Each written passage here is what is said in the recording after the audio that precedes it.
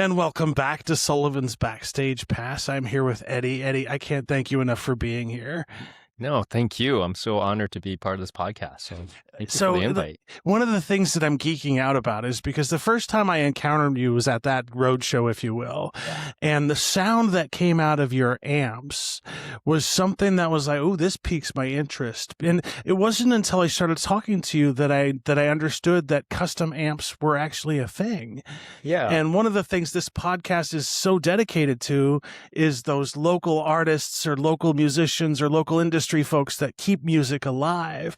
How did you get started in building amps in the first place? Wow, that's a loaded question. How far back do you want to go? As far back as you want. We have nothing but time. I was born in Chicago. No, just kidding. I won't go back that far. Well, I was a musician. Actually, I grew up on first piano and then cello. So I think I'm lucky enough to kind of absorb some of that old school kind of mentality about instruments, that the instruments and the quirks and how the musician interacts with it is so important to creativity, and not just like any creative, just inspiring you to play, right? It's like, I remember it's one thing to play on a toy, like a $50 cello, versus one that's thousands of dollars. For me, it was eye-opening. And when I started guitar, I'm mostly self-taught. I started when I was a teenager. I didn't know any better. You just buy the cheap amp, you plug it in, and there was a limit to it. And then I remember the first time I plugged into, I think it was a vintage like 50s Tweed Deluxe. And I remember plugging into that and just like, you have that aha moments in your life, where it's like, I didn't think this was possible. And so I've been kind of addicted to instruments, especially the amp side, because, if you have a crappy amp, and, there's a lot of good amps and there's a lot of crap. I mean, the price point is not necessarily a determiner, but no matter how nice of a guitar you have, they all sound the same. That was my experience coming out of this amp that I started on. It wasn't until I got like a good amp that I could kind of coax what I want and just the musicality that came out of it. But at the same time, I was also a poor musician at that time. So in my early 20s, and, I was trying to gig and pursue the music career. At the same time, I was also starting my teaching career as well. And I couldn't really afford the nice stuff. And so my background's in physics. That's what I studied in college. And I remember just opening one up and I was like, you know what, I could figure this out. And so it was more of like a crossroads between my spoiled nature about instruments and not wanting to settle for anything not good, and my level of income, if you can say that. And so being able to make it myself was a way to kind of bridge that gap. And then eventually, as I was just building it, and I would sell on Craigslist, when I was sick of it, and then build some more and sell on Craigslist, it was actually starting to make some money. So about 2019, when I was a teacher actually for 20 years. When I left, this was actually making some money. And so I decided to start the business, because I had a lot of great ideas, and well, I think they're great, but and then just approaching the amp as something that what I see other people not doing. There's still some problems to be solved, and I think that's where I wanted to kind of pursue. Tell me a little bit more about that, though, because that's one of the fascinating aspects of it, is because as I'm starting to get to know more and more musicians, I'm getting to understand how important the amp is, especially when you're trying to find a specific sound. Yeah. And a lot of the challenge I hear from people in the music industry is, how do you find the right amp for the sound that you want? Yeah, that's again another loaded question. I kind of take a different point of view, because when I bought my cello when I was like in my early teens, I had to try out 20, 30, and then you find the one that like speaks to you, right? But it's not necessarily everything you want it to be. But as a musician, or as a cello's kind of growing up into that, you learn its quirks, and then you figure out how to use those quirks to work for you and make music out of it. And that is kind of one of the most gratifying, just feelings and emotions that comes out of, any musician that really digs into their instruments.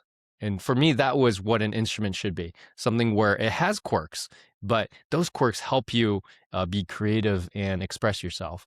And so one of the things that I was frustrated with a lot in a lot of the amp world, especially the big box type of amps, is that, they're based on old designs, like from the 50s and 60s. And truth be told, the guitar players don't play today like they did back in the 60s. Not only that, but when they were designing amps back then, they also had no idea how guitar players were eventually going to use these instruments. Yet most of the designs out there today are just copy and paste from the old stuff. And there were a lot of limitations that were and assumptions that were imposed on those instruments. And a perfect example is like no one really thought about the cabinet. Well, not no one, but most people think of the cabinet as just a box to put your speakers in. Well, for me, the cabinet is also an acoustic instrument. I play through some good ones and I play through some bad ones, and it makes a huge difference. So, again, there's all these assumptions. I just wanted to kind of unfold. And there's a chair being dragged across the floor. Hopefully, these mics are very directional. They're not, but I just want to give us a pause for 1 second. Sure. Mm-hmm. The problem with recording a podcast in a studio like this. Mm-hmm. Yeah. Mm-hmm. So anyway, please continue. I think that's it.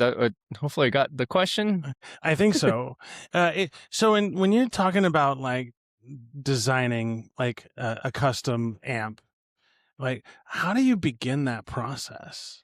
Yeah. Like, was that something you like just tore it apart? Because you were talking a little bit about tearing it apart for the first time, saying I can do this. Yes. Because I'm thinking like, is it like an oversimplification when it comes to like building an amp? Yeah. So I just want to step back just a slightly. I don't do custom amps anymore. It takes too much time. Okay. But what I have arrived from a lot of the custom work that I've done was started whittling down really cool designs and features that I really dug, and have put a lot of that into the two models I offer right now. Okay. And so like what you see right here, like the Quantum Zen, was actually a culmination of probably, I want to say 12 years of experimentation. 12 years. Well, just, like you build an amp, you hear what you like when you don't, you tweak, you take notes, lots and lots of notes. And then some of it's kind of trial and error, some of it's magic, some of it's science and math, and eventually come down to some formulas that are just really neat.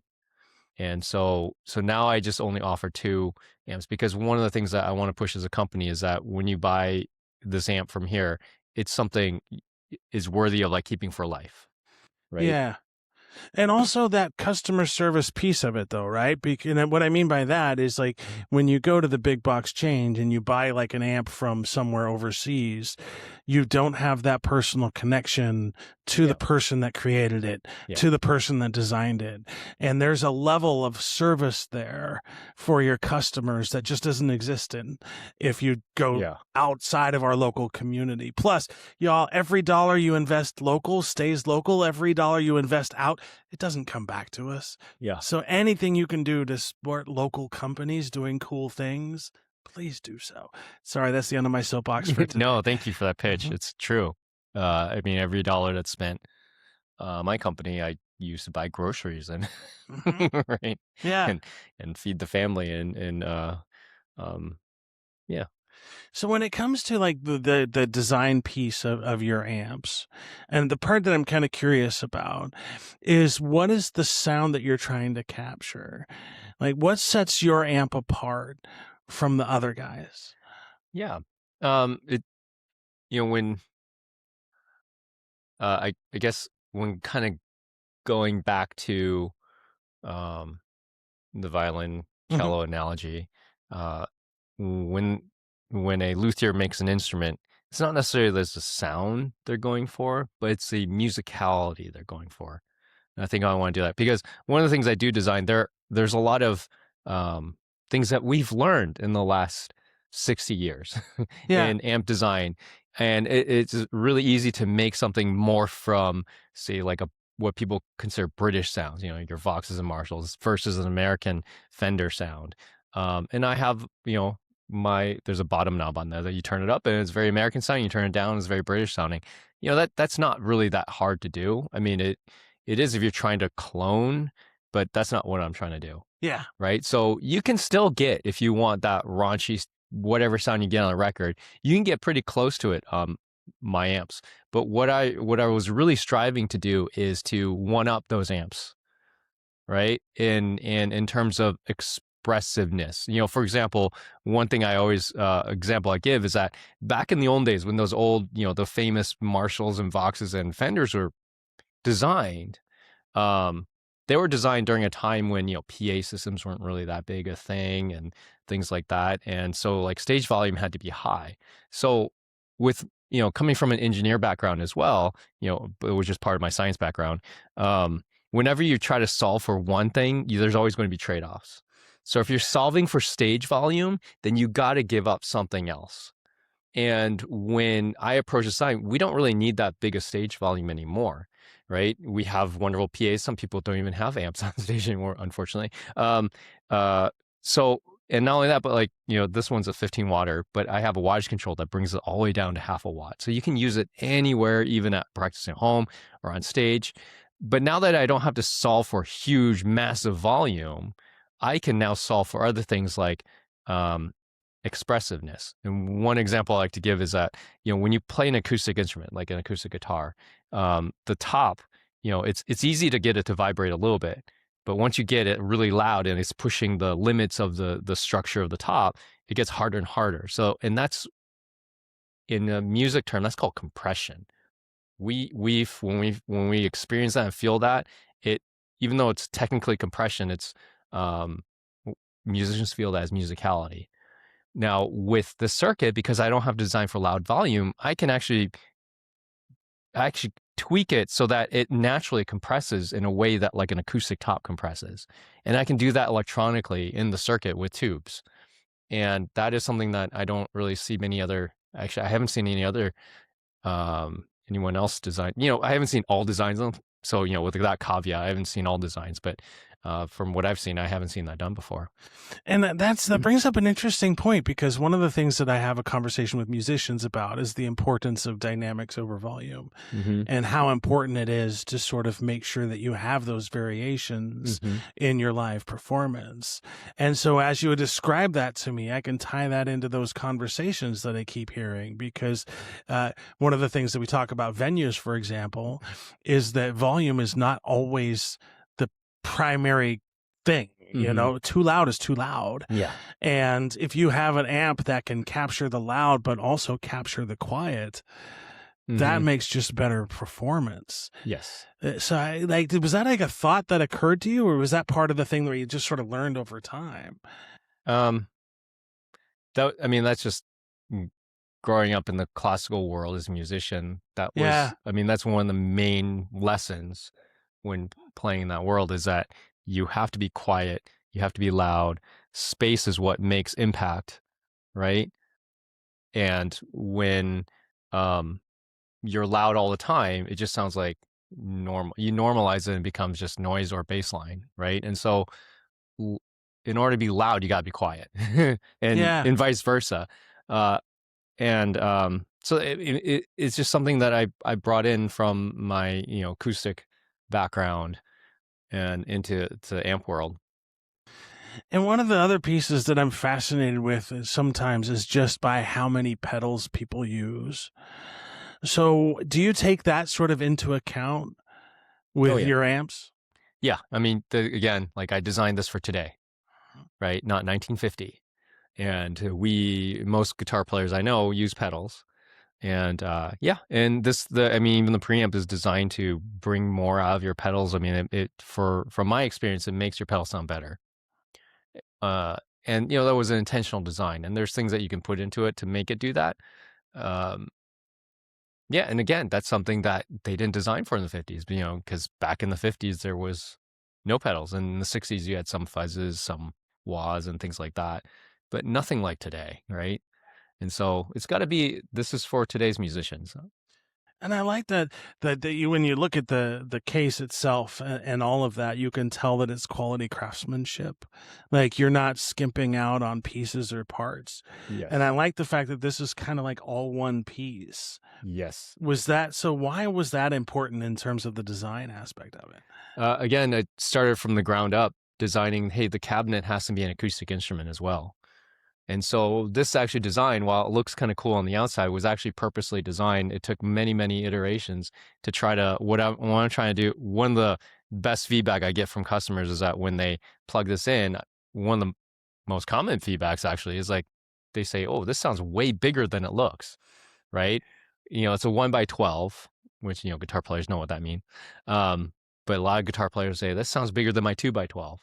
And it comes from a lot of things. One, cabinet design is one. All the joints, even the front panel is finger jointed in. So it's structurally really will last forever, unless you go sledding with it or something like that. Right. Which voids the warranty, by the way. Next, I spent hours handpicking all the woods. So I'll literally go, I mean, some wood places already know me for being that weirdo that taps on all the wood before he buys it.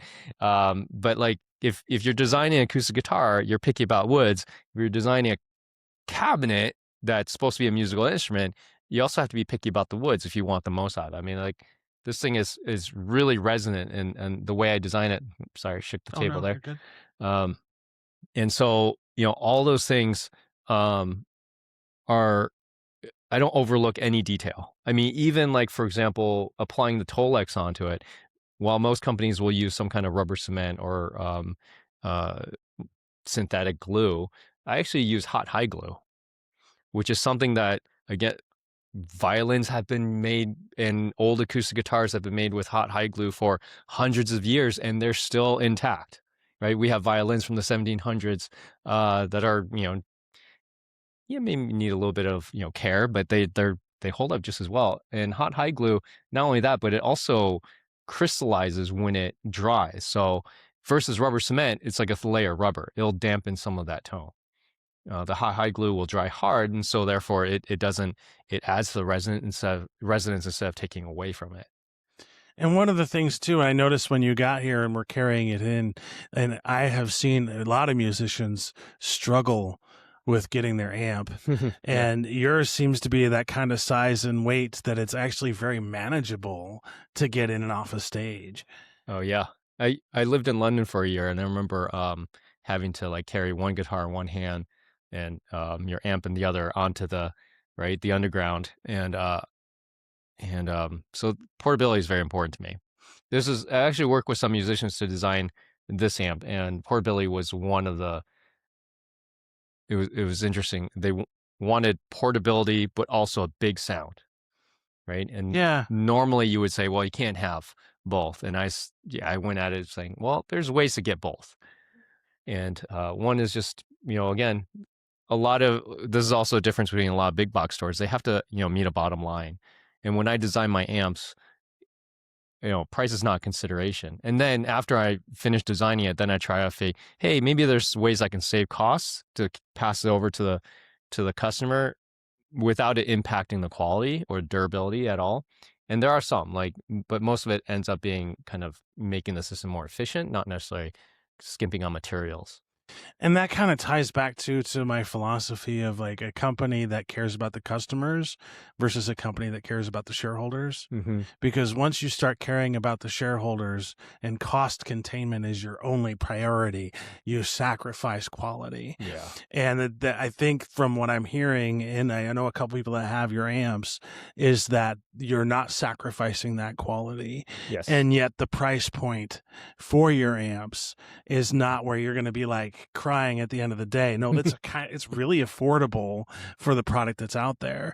And so it's always fascinating to me that some people would choose that route of a multinational corporation. And then, I have heard this countless of times where they've ordered it online it comes in the box destroyed, and now you're out your amp for a month, Yeah. 2 months while you're waiting for it to be repaired. Or you can hit up Eddie Wang here and get your amp the same day. I would imagine, right? You have some like on like you can go to your place, get an amp. If something happens 2 days later, you're able to answer the call and say, yeah, let's get you some support. Yeah, definitely. Well, especially if you're local. Yeah, I mean, 100%. obviously, if things need repair and need to be shipped in, you have to factor in the shipping. But yeah, I take care. I mean, this is as long as it's reasonable, and like I said, you didn't go sledding with it. I build these things to last forever, so that it'll still be around hundreds of years, hopefully hundreds of years from now. And not only that, but if I also designed it to be so easily serviceable, so any competent tech can open that up and be like, oh, I know how this how to fix this. So it is not only made to be extremely durable, but if it does break one day, it's super repairable. Everything, all my components in there are big, discrete components. There's nothing, no, well, there's special combinations, but not special sauce. It's like when you're cooking a meal, you don't necessarily have to find the most exotic plant in the world to make a wonderful meal. You just have to have good ingredients, and know how to put it together. Yeah, know the order that it should be assembled. Yeah. Because if you have like the same ingredients, but you put in the hoisin sauce in the wrong spot of the recipe, Right. it just tastes a little foul. Sorry, Becca, I did that last week. So, but it take me in terms of like the design piece of it, right? So how do you get started to do that design and sort of like the trial and error piece? Was it like hard to find a space? Were you like working out of your garage at first? Yes. Like, how did it start in the beginning? I'm still working on my garage. That's fair. Well, so I'm really glad about that one episode you did about being honest about your both mental health but also disabilities. I think that's huge. I think we need to say that out loud as much as we can, because when we normalize mental conditions and things like that, it helps people who have it get help or help identify themselves. And so, as I grew up with ADHD, still have adult diagnosed ADHD, as well as some depression and sprinkled in here and there. But one of my type of ADHD is the type that has a hard time getting started on things. But once I do, my superpower is I can hyper focus, AKA jump gladly down the rabbit hole with no exit plan. And how that has manifested in amp design is that I'll get into a project, and while it's a struggle for some people to like work 8 hours a day, it's not for me if I have a goal. And I'll work 12 hours a day sometimes, or 50. Again, it's hard to get started, but once I do, I'm in it. And so when designing amps, a new amp, I'll barely have time to eat. Right? I'll forget to eat here and there as I'm trying out different resistors. Even there's this one, I did a Instagram post about this one resistor that is in one critical position of the amp. And the only place that makes it the way they used to make it is a company in Japan. And so I ordered a big bulk package of resistors from this one company in Japan that makes it the same way they old, just for one spot in the amp, just because I like the way it sounds there compared to, the regular. So I guess there is some exotic parts in there, but if you replace it with a regular resistor, it's not like it's going to take away from the amp. It's just a different sound, not worse or better, just different. But I like the sound. And so these things are just come from like lots of rabbit holes, one after the other, where I couldn't stop until I got it exactly right. And ironically, usually I end up with something that is not what I was pursuing in the first place, but different and better. And so I surprise myself a lot. And so I think that's where some of these crazy designs come from. And yeah, but I am still, one of the reasons I offer it, I try to offer as, I think it's a very reasonable price for what I offer my amps compared to what a lot of, just in the boutique world. Yeah. Because I'm trying to stay true to like the reason I started building amps, which is I couldn't afford the nice stuff, and trying to make my amps as affordable as I can to working musicians is one of my priorities. However, then there's also reality. So I don't jack up prices at all. It makes slightly uncomfortable living type a level of income from each amp that I sell. But to me, it's worth it. Just trying to get this in more people's hands. And I appreciate that aspect of it too, because like the working musician, for most of 90%, I would say, of musicians, don't make enough money to support themselves. Most musicians are, if you're not a gigging musician every night, you have those weekend gigs, but you also have a full-time day job that sort of pays the bills. And so, Exactly. and I guess the reason I bring this up is kind of on that sort of ADD autism realm, mainly because the path you took is a path I recommend for a lot of people who have ADHD or autism, in that if you have something that you can bring to this planet that's undeniable, that focuses on your strengths and allows you to be you and not have to work for a boss, you have the possibility of being very successful. Yeah. Because finding employment is one of the largest barriers for people with ADHD and autism. And so when I see people like your story and I hear that there's this opportunity, go out, do it yourself. Yeah. But embrace those strengths, right? Because hyperfocus, I agree, it's a superpower. Yeah. And it leads to amazing results. And so when it comes to like the amp here, Hey, just one sec. I wanna really highlight what you said there, because it is a superpower. And I think I'd rather people see it that way, is that neurodiversity means that different people have different ways of seeing, dealing, or problem solving through this world. It is hard because, a lot of our society is built around some things that are considered normal, which not necessarily normal. I was really inspired by, my background's in science, and so I always follow science. But one of the coolest things there's some geneticists, right? Genetic research. And one of the coolest things that has come out recently, again, still under peer review and everything, but we're looking at, genetic origins of things like autism, ADHD, and things like that. Because one of the things they found was like, it doesn't exist in other animals, especially closely related ones like primates, chimps and apes and things like that. And it was when they looked at the gene that's also closer, that is, we say, Venn diagrammed with, certain types of autism, it seems to appear at the same time that the big brain boom happened. Right. Yeah. So what allowed humanity to become tool makers and breakthrough and civilizations was also the same mutation genes that are related to the the beginnings of like things like autism and ADHD. So it was because of that gene that allowed humanity to, if this is true, to just create all the things that we've created in the last tens of thousands of years. And so again, like I said, it is a superpower, and it comes out of us in a very different way. Mine's very different than a lot of other, I was a teacher for a while. A lot of students had ADHD, and to see the breadth of variations of how that comes out is really cool. If you just take a step back and don't see it as a problem, see it as like, hey, they just tackle things differently. Yeah, well, the way I kind of look at it is like it's a different operating system. Yeah, there you go. Some Nice. people are Windows, some people are running on Linux, some people are running on Apple. And it's not like it's any better, or it's just different. Yeah. It's just how we view the world and how we process information is a little different. Yeah. And I don't know why that's a negative thing. Yeah. It is something that I've encountered as a negative thing for pretty much my whole life until fairly recently. Yeah. But I think also it's starting to come around. Yeah. And I think a lot of that has to do with the increased number of folks that we're finding.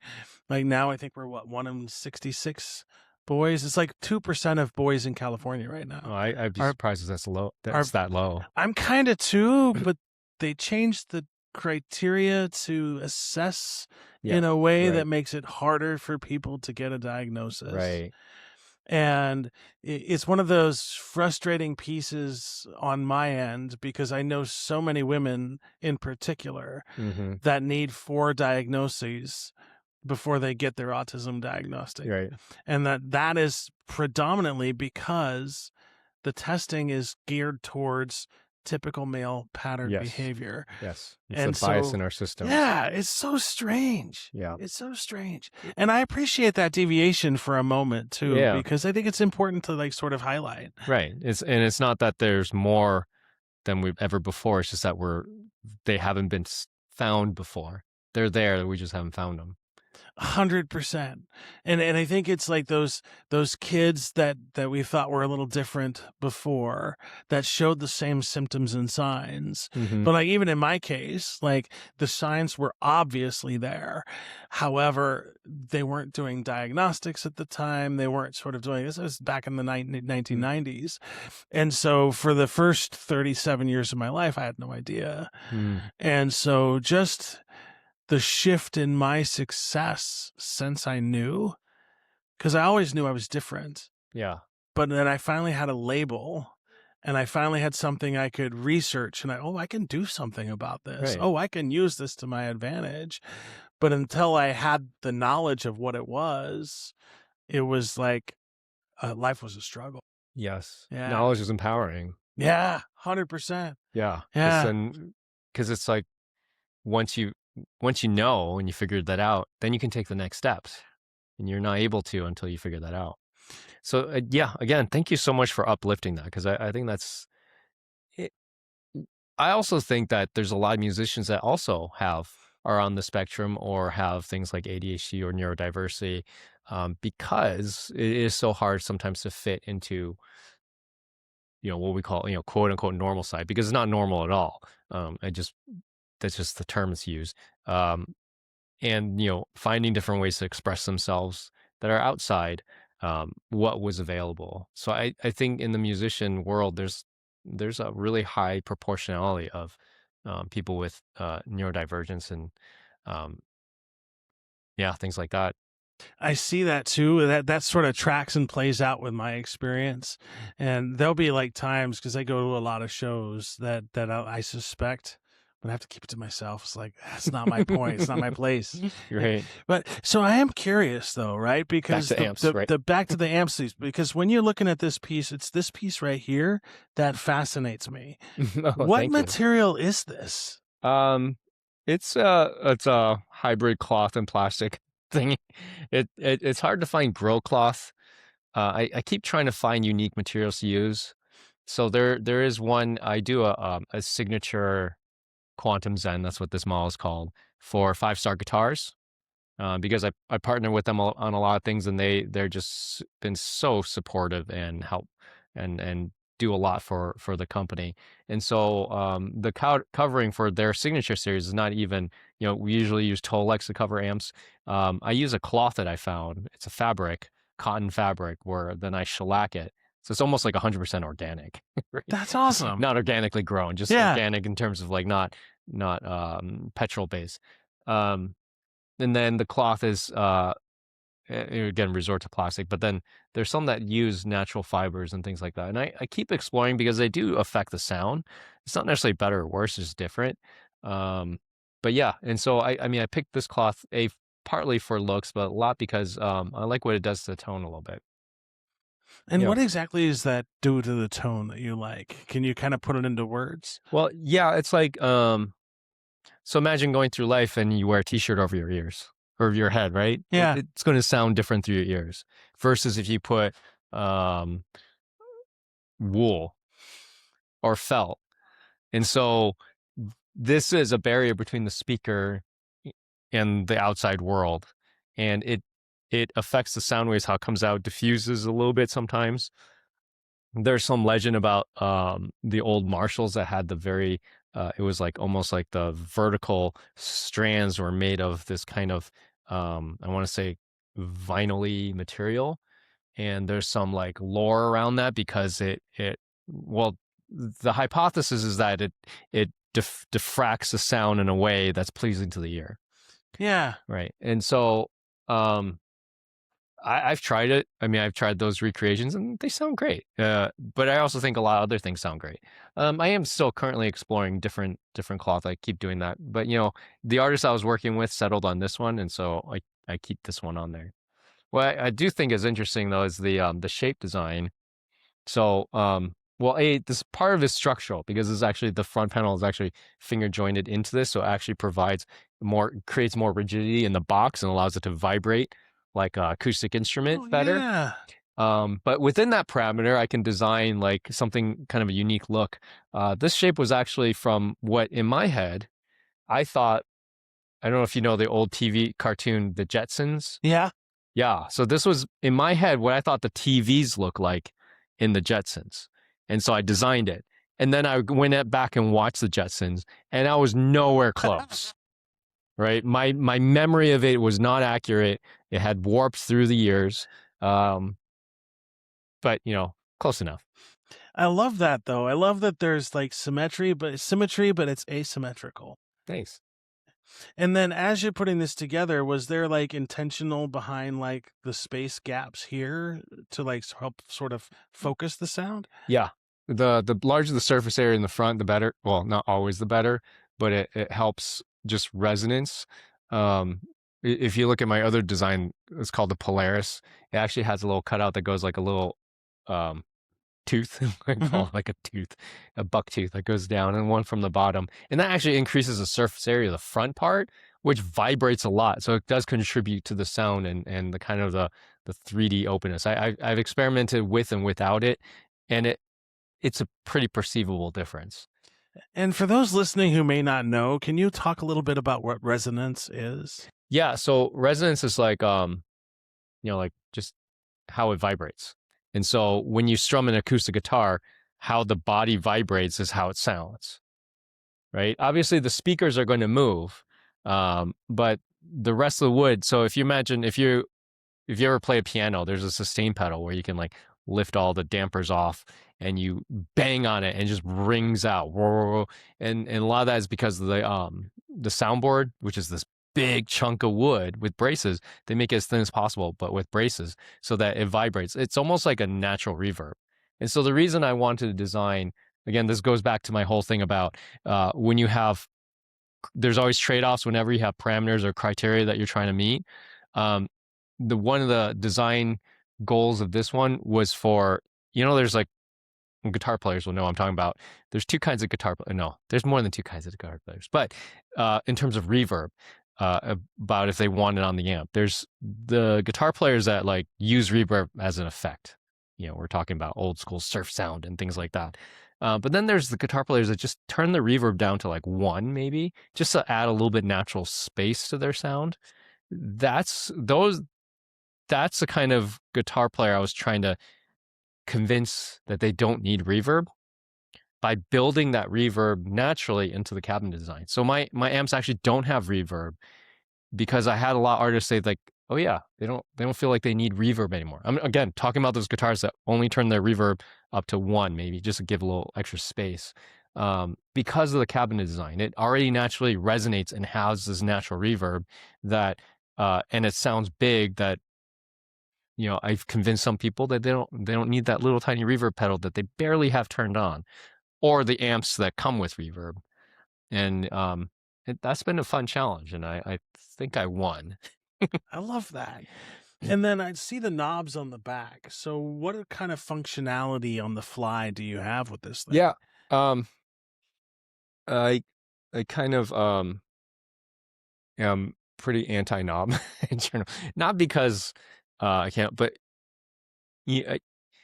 kudos to all the synth players out there. But there's so many knobs on synths, and for me, I love synths, by the way. So this is not a hate thing at all. It's a love and admiration thing. But I could never keep one for long enough because all the knobs would just it got in the way from me creating music. I mean, I love sound exploration and things like that. And again, for people who can do that successfully, I have so much admiration for. I unfortunately, just the way that my brain works, whenever there's too many knobs to twiddle, I end up twiddling knobs instead of making music. And again, that's just the way my brain works. So with this amp, do you mind? I'll Yeah, tilt go it ahead. forward or something like that. I only have 4 knobs, and they're all very direct in what they do. So um, the main one is your wattage control. So this one will go from all the way down to half a watt, and you turn it up full blast 15 watts. And what I tell people is that you put the settings at where you like it and change your wattage accordingly. So if you like the volume at noon and that edge of breakup sound, just leave it there and then change this based on like, hey, I'm practicing at home or I'm playing with a full band. Actually, with full bands, it's usually straight up. I mean, 15 watts this is a loud 15 watts. And then the other ones are just pretty straightforward. So we have like the volume control. I think every guitarist knows what the volume control does. You want something really fuzzy and overdriven or something very clean. But this is where the magic comes in. I have actually rethought the way. Actually, I don't know any other amps that do it this way, but the tone stack is, again, came out from designing it from the ground up, saying, hey, why did all these amps do it this way, where they have the bass and treble in the same place in the tone circuit? And what I found was like, it's a lot more effective for how guitar players play today by separating them and putting the bass control early in the circuit and the treble control really late in the circuit. And the reason for that is because in tube design, when you have trebles, they create harmonic distortions as they build through the amp. And if you have a treble control too early, it kills some of that harmonic distortion from happening.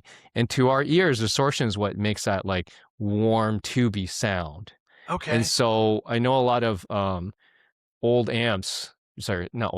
design amps based on old designs where have treble control really early in the topology, in the circuit. And when you turn it really down, it almost feels like it just kills the vibe for the whole amp. It's not like a huge thing, but it's enough to annoy the crap out of me.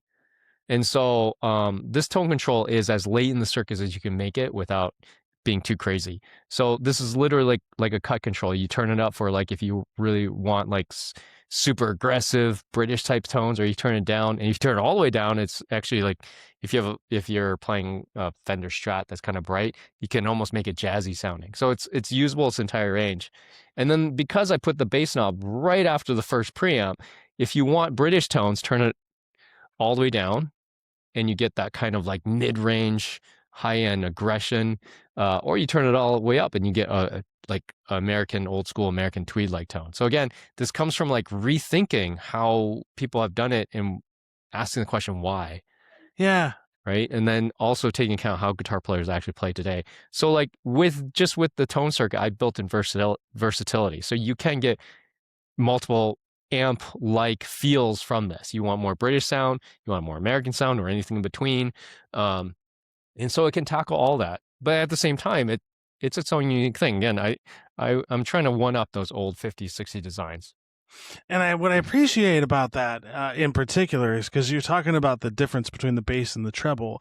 I could see this also being very beneficial to make those minor adjustments based on the venue that you have. Yeah. Because sometimes you have to dial in the bass at a little different than the treble. Yes. And if you don't separate the two, sometimes it's really difficult to get the sound you want in a space like this at the Mekong Bistro versus a space like Acoustic Sings, which has an amazing acoustic sound. Yeah. But if you try to over volume with like a full ensemble, it's just not going to sound exactly good. Right. I appreciate that. The fattest tones you hear from guitarists are usually the ones that are EQ'd right, not the ones with the most bass. Yeah. And I think that's why I built this switch. It's called the charm switch. So all the way up is kind of the normal, but when you turn it down, it but it cleans up the low end. Interesting. So I called this the help me live setting because oftentimes what happens is you have it on normal setting, and that's what sells the amp, because they're in the guitar store, the guitar's playing by itself, and they're just like, oh yeah, it sounds big and huge. But you play in a band, suddenly it feels like you get lost. So you flip that down, people are like, oh, there you are. Right? I love that. And so I even built it in the amp. Again, it's that practicality aspect of it, trying to make this work for musicians. And then I see on the back here that you have this spot that isn't covered, which is also unique. Was that like what was the reason behind the choice to make this have nothing, like an open space? Yeah, I mean, it's an open back design. So the open back design just allows a little bit more just 3D openness to a small combo like this. And in the size of, however, the open back is important, because if it's too big, it's almost a little too loosey goosey, and then if you too narrow, it's a little bit too it could get woofy. I don't know where's the Yeah. right acoustic tone. So it took a little experimentation, even for like how big you want to make that back open. Yeah. So where can people go to find your gear? They're all on my website, eddiewanginstruments.com. So EDDIEWANG instruments.com. And yeah, I'm also on Instagram, and I think just Instagram. I'm not really too good at the social media stuff. I don't blame you there. It's it's interesting because it's like you almost need to be an expert in that to do that. Do it well, especially. Yeah. And that's one of the things I struggle with too, even as a podcaster. Is like I'm good at the interview piece. It's all the other stuff that it's Yeah. like hard because it's like every time you think you figure out the rules change. Right. Well, Yeah. and yeah. And then going back to the neurodivergence thing, I think I'm also lucky because my type of ADHD, like the algorithms and design of these apps and social media is designed to be addictive, right? Yeah. To try to suck you in, whether rage baiting or constantly like knowing your preferences and figuring it out and just tuning in. And it's never worked on me. I Yeah. I I go on Facebook, I get bored within 20 minutes. I go on Instagram, I think TikTok was a rage. It was probably still is. It I still tried it is. and it was okay, and I got bored. So It, I'm lucky in that way that I don't get sucked into social media, but at the same time, that also means I'm not on it as much as I should be, probably for the business. yeah, but at the same time, like you have a product that's undeniable. No, You thank know you. what I mean? Yeah. Like you have this quality in your product that you can tell the care was there. Mm-hmm. And I love that it was built from the musician's perspective. So many times it's built for a different sort of, it's like one of the reasons I love the Mekong, right? Is because he built this place with a musician in mind. Like this is like the hate, like you want to come here and play music. Right. I'm going to bend over backwards and let you play some music. Yeah. And so like when you're talking to musicians and you want people to sort of like think about your amp, what would you say like as a highlight to get people to like come and try your amp out? Just try it. I think any guitarist that pays attention, just not like pays attention to anything specific, but just how like they're playing, the music that's coming out of it, and input versus what comes out, will notice a difference right away when they plug into one of these amps. Yeah. It's going to be oh I just love watching guitarists plug into my amps for the first time, just because it is an eye opening. It's usually a big like wow, usually big smiles and things like that, because there's something there that is missing in most amps out there. I know, and again, I'm not trying to disparage this because there's a lot of boutique builders that are also doing amazing things and just as good, or in some ways better. Right? Again, when you get to that top level, it's not about worse or better; it's just different. Yeah. Different sauce, right? But there's a difference between high quality handmade sauce versus stuff you get from the fast food restaurants, right? 100%. Right, and you can taste it. And so when someone asks you like, "Hey, what makes your sauce special?"